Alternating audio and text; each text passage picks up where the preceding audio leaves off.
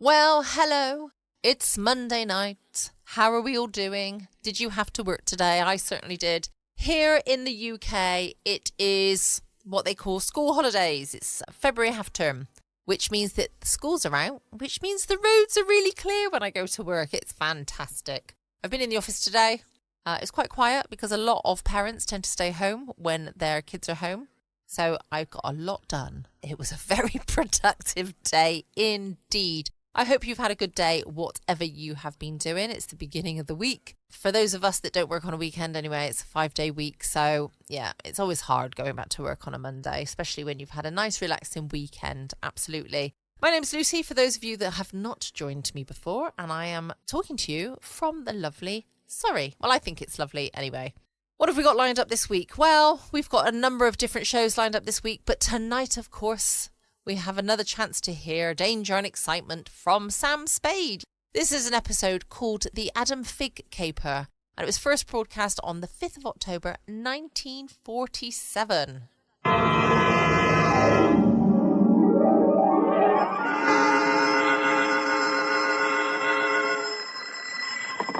Sam Spade Detective Agency. Me, sweetheart. Oh, Sam, I got it. Got what, my pet? A bank book, Sam. Well, you must advertise in the Lost and Found right away, Effie, and find the owner. There might be sickness in the family. Oh, but it's your bank book, Sam. What? It has your name on it. Samuel Spade, account number 4. It's a forgery. Somebody's trying to pin something on me. Lock it up and don't touch it until I get there. Oh, all right. Did you make a lot of money on this one, too? Got the check right in my pocket, $500. Oh, Sam, we're making more money than a movie star. Well, almost. And all honestly, too. 600 last week and 500 this week. Yeah, how about that? And Life gives a 3-page spread to I Spy Molten. But we mustn't let it turn our heads, Effie. No. We gotta stay in there pitching. I'll be right down to pitch my report on the Adam Figg Caper.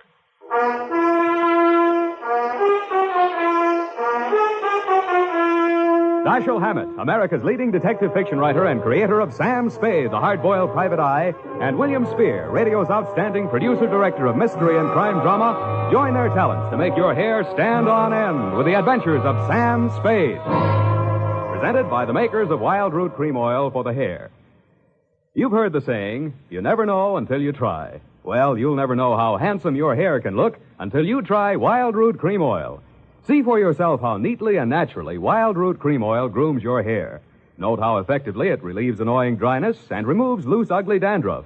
You can get Wild Root Cream Oil Hair Tonic in either the big economy-size bottle or the handy tube. Or you can ask your barber to use it on your hair. But by all means, try it. Don't delay. Get it today. Wild Root Cream Oil. Again and again, the choice of men who put good grooming first. And now, with Howard Duff starring as Spade, Wild Root brings to the air the greatest private detective of them all in The Adventures of Sam Spade.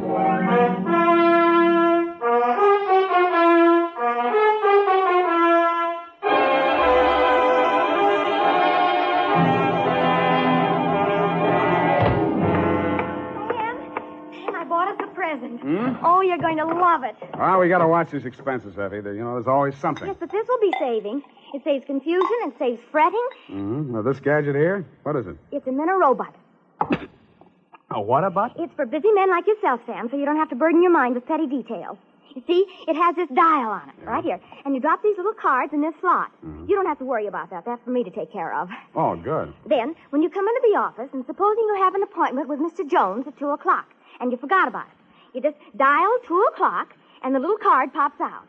And it says Mr. Jones on it. How do I remember to dial 2 o'clock? Oh. Well, maybe it's in the instruction book. But anyway, now go ahead, Sam, please. The card's right in there. Now, dial 2 o'clock.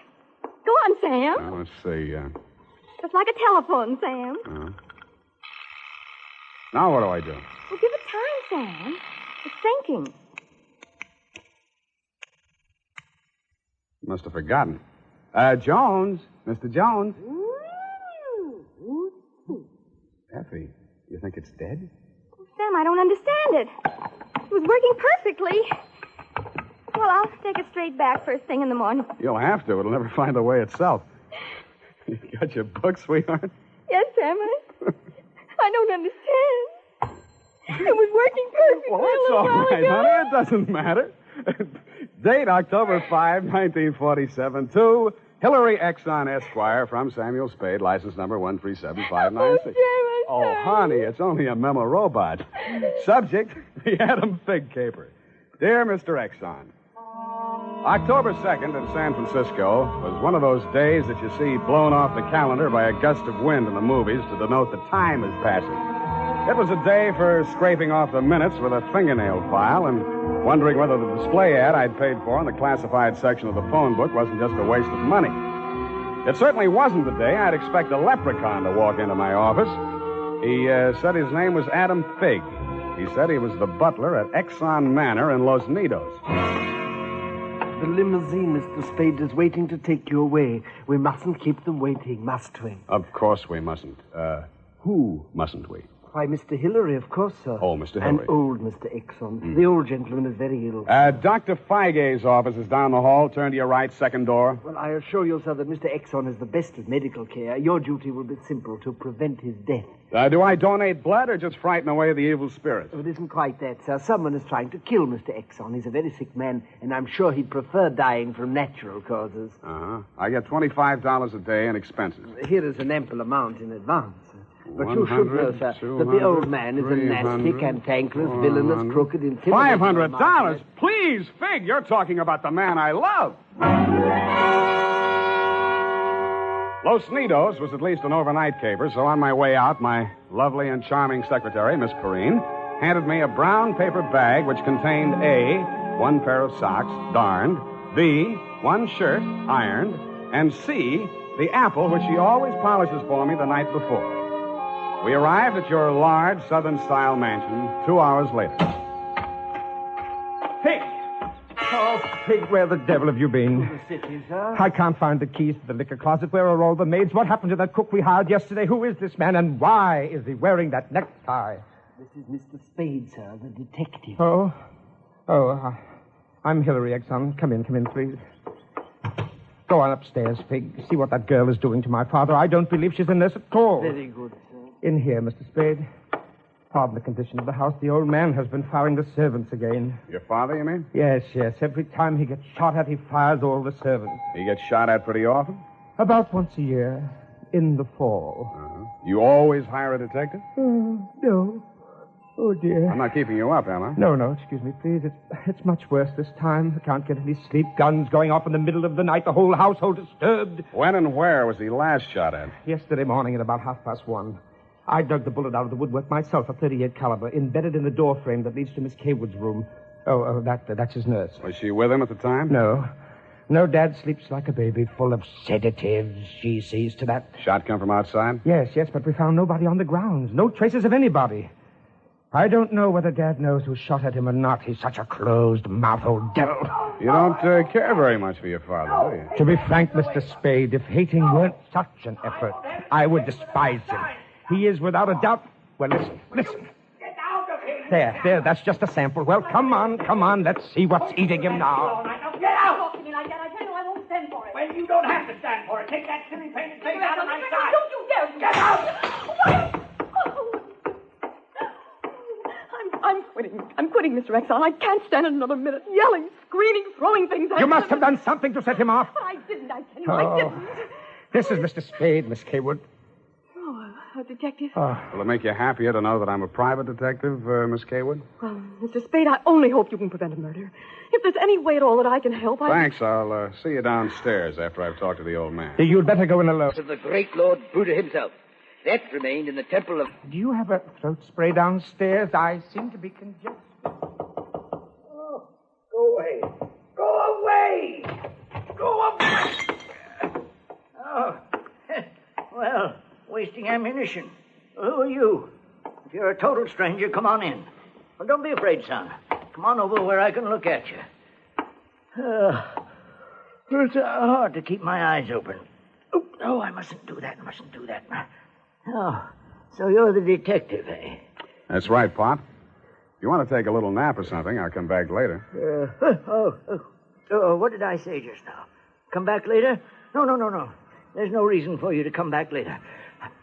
I'll say everything I have to say right now. The shot woke me. I didn't see anything. I don't know anything. I've got a million enemies. I can't remember the names of any of them. Why don't you try to remember? I could have them checked. You're wasting your time, Sonny. In my day, I've wiped out 100 men, and I'll outlive anybody who's gunning for me now. You must be proud of your past, huh? Proud. Sonny, a past like mine is the finest thing an old man can have. I've swindled my partners and betrayed my friends. I've turned state's evidence just to see my associate get sent up for 20 years. And they say my wife died under peculiar circumstances, and I got rich off her insurance. Now I'm done talking. Do me a favor, son, please. I've got to get a half hour, 20 minutes sleep alone. You'll keep them out, everybody. Please, will you? Sure, Pop. Go ahead. Go on, sleep. Oh, thank you.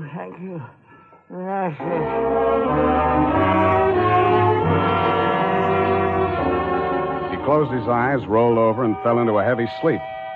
I stood there a moment, looking down at the frail, wasted old body. Then I cased the room. In digging the bullet out of the door, Hillary had done a good job of ruining any chance there might have been of proving the direction it had come from. I strolled out on the balcony. It was a pretty night. I lit a cigarette and took it in. Then I heard a door open and close softly behind me. Nurse Kaywood was at your father's bedside. She was filling a hypodermic from a small vial of bluish liquid. He didn't awaken when she jabbed it into his arm. Then she saw me standing in the doorway. She hastily dropped the medicine vial into her uniform pocket and came around the bed to meet me. Oh, Mr. Spade, thank heaven. Why, when I saw you standing there in the half night, I thought you might be... Thought I was who? Why, the man who fired the shot. There was a man? I don't know. I didn't see it happen. I just assumed that... You shouldn't have done it. I warned you, Eleanor. Oh, we're disturbing him. Let's talk outside. Okay. Oh... Good to breathe something besides sick room air. I thought you got used to things like that in your profession. Why are you so unfriendly, Mr. Spade? Nurses are human, aren't detectives. Try me, sweetheart. Oh, I know what you're thinking of me. But after a week in this horrible house, that poor old man, he's frightened. He's really frightened. What of? By the shots. 38 caliber or hypodermic? Surely you don't think that He's supposed to be under sedatives. The doctor's orders. Sorry, sweetheart. It's my job to suspect everybody. Oh. Can't you forget your job, even for a moment? Sure. If you don't mind the fact that I know you're a liar, that I'd make book you didn't come here primarily as a nurse, and what's worse, your act's not even convincing. Oh. Is it that bad, Sam? Yeah. Almost bad enough to be good. Come here. Oh, I hate you.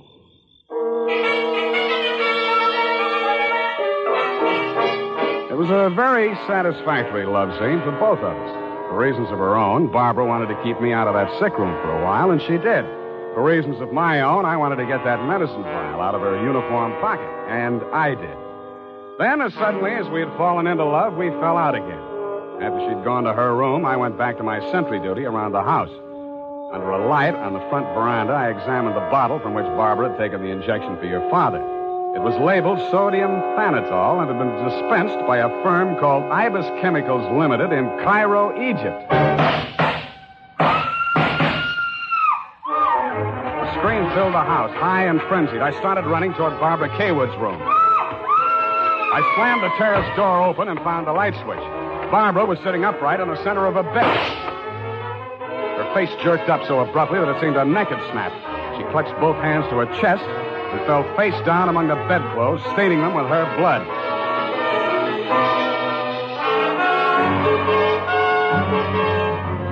I don't know whether I went through, over, or around the screen that stood between her room and the old man's. I circled Exxon's bed. He lay on the floor on his side facing the window. I went outside. A .38 automatic lay on the ground a few yards away from the building. I put that into my pocket and listened. No shadows moving. Nothing. Then he was on me before I could be sure he wasn't a medium-sized tree. Break your back. Need the light. The warm stuff on my cheek might have been the thing's blood or mine. It gathered me up and bent me back and tore at my throat. Then I remembered that hands are stronger than fingers. I started with his thumbs.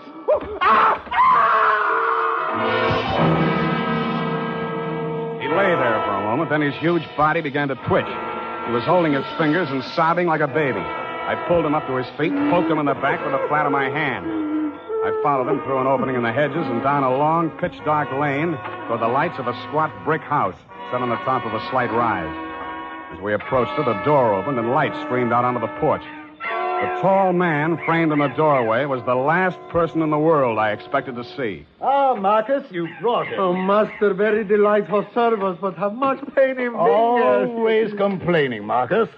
Welcome, Mr. Spade. Come in, my dear fellow. Come in. I've been expecting you. The lost family fortune by blackmailing me. And if you don't remit, Exxon could have you booked for forgery, blackmail, definition of character. Oh, my dear sir, please. This is most painful. But if I had but the original letter, I could destroy it and go back to the Felt. Ah, the Felt. What happened to it? That Figg, that stinker stole it. He burgled my home. Are you taking pot shots at old Exxon? Well, don't be a fool, man. I want Exxon to stay alive. I must find out some part of his life which will have an exchange value that will cancel out what he has on me. By the way, old thing, you met Miss Kaywood. Mm-hmm. At the present moment, she's milking me for $150 a day. Oh? She's supposed to goad the old man, by whatever means necessary, into talking about his past. And that information she is to bring to me. Well, that ought to be easy. Exxon brags about his past. Well, so far, I've learned that Hillary Exxon stole 2 heifers at the livestock show in Abilene in 1906. I feel for you, Captain. That wouldn't get much on the current market, would it? My dear fellow, I've a proposition to make to you. Should you ferret out anything that would be of value to me, I'll reward you handsomely. Well, maybe something can be arranged, Captain. Good, excellent. May I have your word on that? Well, there isn't much time, Captain. I'd better trot on back. I'll show you to the door, sir. And let me warn you, Mr. Spade, for your own good, should you ever hear the thrum of Ibis wings, run, flee. I assured him that I would heed his warning, bade him good night, and started back down the lane in the direction of Action Manor. Business was going on as usual. There were no shots this time, only the scream. When I got to Barbara's room, you and Adam were standing at her bedside trying to quiet her down. Well, Mr. Spade, is this the way you guard the house against intruders? Where have you been? Ask Adam. What does he mean by that, Figg? I'm sure I don't know, sir. I've not left the house. What happened here? Oh, she woke up screaming. She said someone had come into the room and torn off her bandages. A nightmare, of course. Please, I want to talk to Mr. Spade alone. Oh, please go. Adam, you go too. Please, Hillary, you go too. Good. Some questions I want to ask you, sweetheart, alone. But look here, Spade, look here. She just had a terrific shock. She shouldn't be questioned. Well, the code of detective transcends that of the medical, Mr. Hillary. Huh? Perhaps he should have a few minutes alone with Miss Kaywood. Oh, very well, Figg. I suppose you know best. Remember what the doctor said, Miss Barbara. Not too much exertion. What happened, Barbara? Oh, it could have been a dream. Somebody was standing over me in the darkness and peering down at me. And then he started to rip off my bandages, and I screamed. And when Figg came into the room and he turned on the lights, he was gone. It could have been a dream, Sam, and I could have been clawing at the bandages myself in my sleep. But you weren't. It wasn't a dream. I've been talking to Captain Sherry. And then I thought... Oh, how much do you know? That you've been feeding the old man truth serum to get him to talk in his sleep. Oh, How much talking has he done? well, plenty. How much you told Sherry? Well, just as little as possible. Why? Because, Sam, if we can keep that old man alive and out of jail long enough to sell what we know to Sherry for what it's really worth, we'd be fools not to do it. What makes you so sure you'll stay alive long enough to collect, sweetheart? Well, because you're going to help me, aren't you, Sam?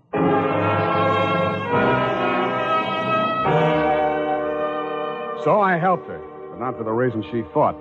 I made a lot of noise leaving her room and going to mine. Going back, I didn't wear any shoes. I slipped into a clothes press in her room so quietly that even she didn't hear me. I left the door slightly ajar and waited. Time passed, and I was stiff from standing still. It happened at about 3 a.m.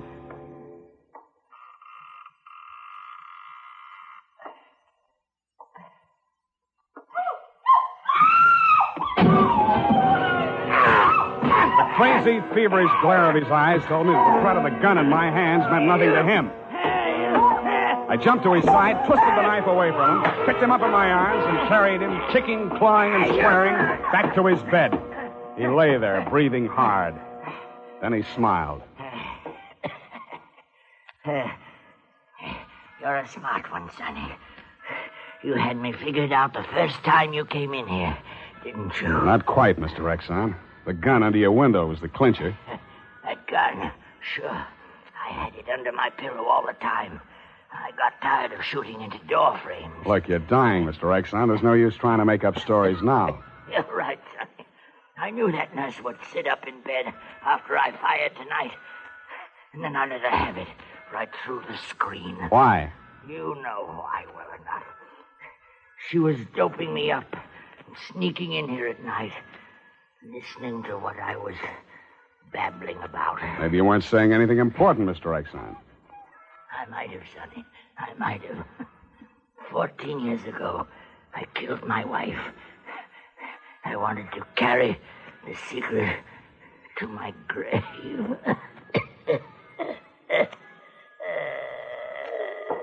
You nearly made it at that. Spade! What's happened? Is he dead? He's dead. Did he say anything, sir? Did he confess anything? You must tell me if he said anything. I didn't hear him say a word. Well. Yeah, Mr. Spade. Charged with a certain texture, a significant quality. There's a certain smell, yes. Ah, an omen. You can inhale it, sir. Journey thou to Nairobi on the veldt. Tarry 7 days, and you will collect the fabulous golden skull of Wizami, king of the Bojamas. Aha! Marcus! Yes, master. Unhook the hooker. Pack the marmalade. We are off to the veldt.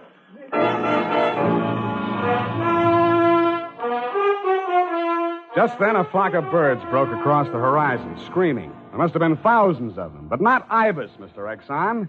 Vultures. I suppose if you're going to pay any attention to omens, it's a good thing to know your birds. Period. End of report.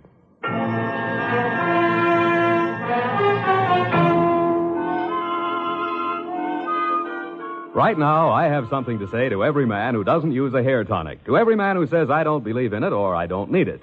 That all depends on what you mean when you say hair tonic.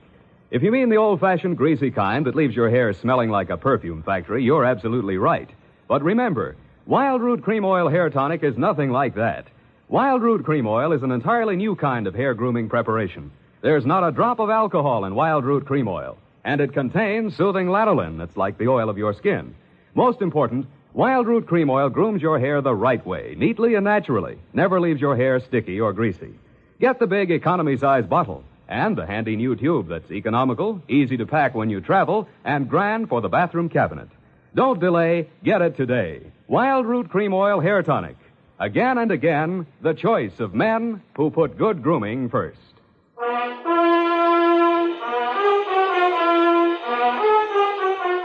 Well, Effie, we, Sam, the memo robot works after all. I told you it would. Yeah, it just takes a little time, sweetheart. Oh, read the card, Sam. Now, you see? You'd know you were supposed to see Mr. Jones at 2 o'clock. Isn't it wonderful? Well, this card doesn't even mention Jones. Huh? What does it say, Sam? Well, it says, journey thou to Friskin's drugstore, wager $5 on Ira W. in the 3rd at Belmont Park. Oh, Sam, it's psychic. Tarry but a moment. Yes? Thou wilt lose $5. Oh, good night, Sam. Good night, sweetheart.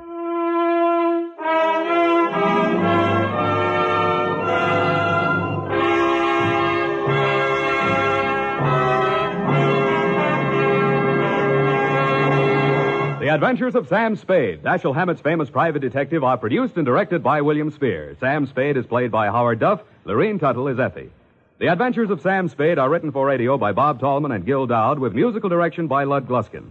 This is Dick Joy reminding you that next Sunday, author Dashiell Hammett and producer William Spear join forces for another adventure with Sam Spade, brought to you by Wild Root Cream Oil. Again and again, a choice of men who put good grooming first.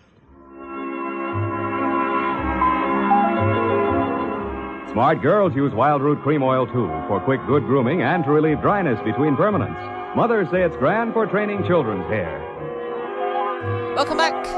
That was Sam Spade. Did you like it? I think it's great. I will be back tomorrow night from 6 p.m. GMT for some more fabulous stories to help you relax into your evening or drive in your car or your truck or whatever it might be. I always say it's fabulous stories to help you to drift off to sleep, because that's what I tend to do, is listen to these stories to help me go to sleep. But of course, depends on where you are as to what time of the day you are listening to them. But I hope you enjoy them, whatever you are doing. Don't forget, you can check out my podcast page at patreon.com/Foxy After Dark. Can't wait to catch up with you tomorrow night at the same time. Stay safe, guys. Always be kind. Love you all.